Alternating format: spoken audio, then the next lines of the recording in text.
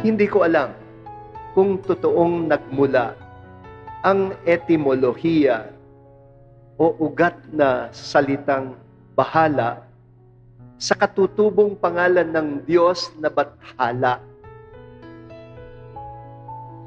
Kung may batayan ito, parang napakatindi ng taglay nitong kaisipan na ang kahulugan para sa atin ng maging bathala ay ang magmalasakit sa kanyang pagkabathala, sa kanyang pamamathala na naging salita natin para sa pamumuno ng mahalaan. Ando doon din ang pangalan ni Bathala.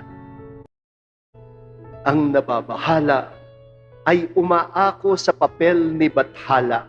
Ito ang buod. Kapag tumutulong tayo, parang tayo ang gumaganap sa papel ni Bathala. Ang pumapel kay Bathala, hindi yung tumulong, kundi yung tinulungan na tutuklasan sa iyong kinalinga ang Kristong umantig sa iyong malasakit upang magningning din ang ating mga mukha katulad ng maningning na mukha ni Bathala. Ito ang tunay na nakakabahala. Si Cardinal Pablo Virgilio David ay may post ng kanyang pagninilay sa Ebanghelyo noong linggo at dito ay inihalintulad niya ang tunay na Diyos ng mga Katoliko, ang Santissima Trinidad, kay Bathala na isang paganong Diyos-Diyosan ng pre-colonial Philippines o ang Pilipinas noong hindi pa nasasakop ng mga dayuhan. Kilalanin siya sa videong ito. Bathala. Sa mga sinaunang Tagalog, si Bathala ang kinikilalang Diyos na lumikha sa sansinukob at kumupkop sa mga tao. Siya ang pinakamataas sa mga Diyos at Diyosa na katulong niya sa pagpapanatili ng katiwasayan ng mundo. Sinasabing nakatira siya sa kalangitan bilang dakilang lumikha at tinuturing na pinakamakapangyarihan ng mga sinaunang Tagalog. Tinawag rin siyang may kapal. Ayon sa mga kwento, si Bathala ay nakapangasawa ng isang mortal na linalang. Ngunit namatay ito sa panganganak. Nagkaroon sila ng 3 anak na magagandang babae. Sila sina Mayari, ang diyosa ng buwan. Hanan, diyosa ng umaga. At Tala, diyosa ng mga bituin. Maunawain at maawain si Bathala, ngunit hindi nag-aatubiling magparusa sa sino mang lumalabag sa kagandahang asal. Gayunmay, madali rin siyang magpatawad kung ang nagkasalay taimtim na nagsisisi. Labis din siyang magpakita ng kanyang pagmamahal sa mga masunurin at mapagpakumbaba. Sinasabing ang ganitong paniniwala sa kanyang katangian ang pinagmulan ng ugaling Pilipino na malimit na pagsambit ng ekspresyong bahala na. Ang bukang bibig na ito ay maaaring pinaikling Bathala na o ipinapaubaya na ang lahat kay Bathala.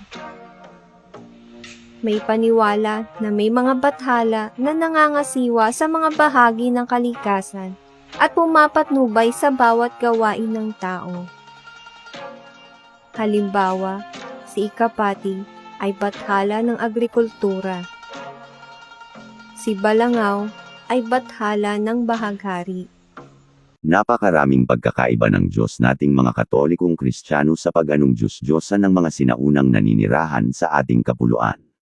Si Bathala ay nagkaroon ng mga anak sa asawa niya na katulad ng sa paraan ng tao at ito ay sa pakikipagsiping, napakalayo sa pagkakatawang tao ng bagtong na anak ng Diyos, ang Panginoong Hesukristo na ipinanganak ng mahal na Birheng Maria sa pamamagitan ng kapangyarihan ng Espiritu Santo sa paraang malinis at dalisay.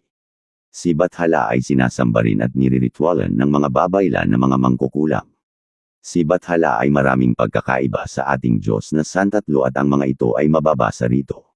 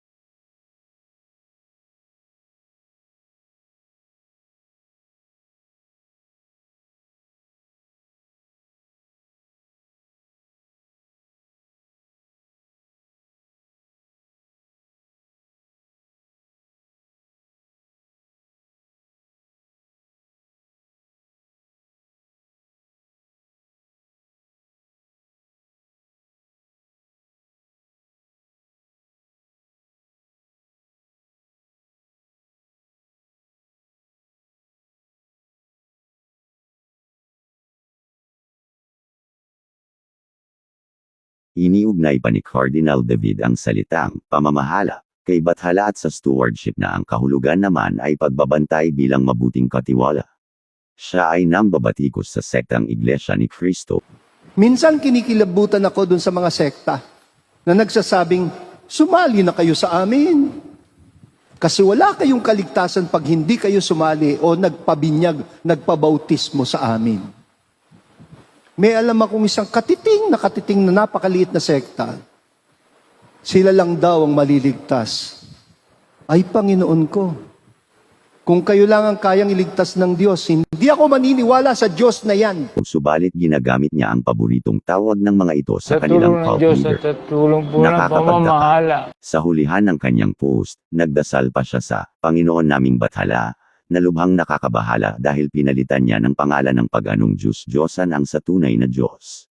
Sabi nga sa Biblia, huwag kayong maglilingkod sa Diyos-Diyosan ng mga bayang pupuntahan ninyo.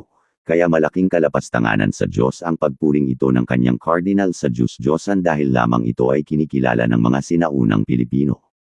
Kung may isang bagay na nadala ang mga mananakop para sa ating benepisyo, ito ay ang relihiyong Katoliko at mahalin natin ito dahil dito nasasamba ang tunay na Diyos, hindi dahil ito ay dala ng mga dayuhan. Hindi kailangang bumalik sa pre-colonial religions para maging tunay na Pilipino. Ang kailangan ay mahalin ang kalayaan at pagkabansa natin habang pinaninindigan ang tunay na relihiyong dinala sa atin sa pamamagitan ng mga mananakop. Ito lamang ang ating yakapin at hindi ang kolonyalismo.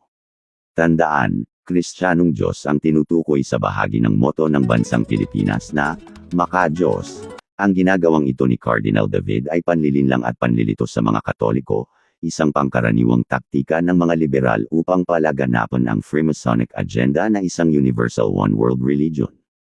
Panuuri ng sinabi ng exorcist priest na ito tungkol sa pagan false gods. It's got a question about pagan, quote-unquote, gods, if they actually exist or if they're demons. Yeah, there's only one God, and that's the Holy Trinity, and everything else is an impersonator, so they would either be completely fabricated or they're demons impersonating God.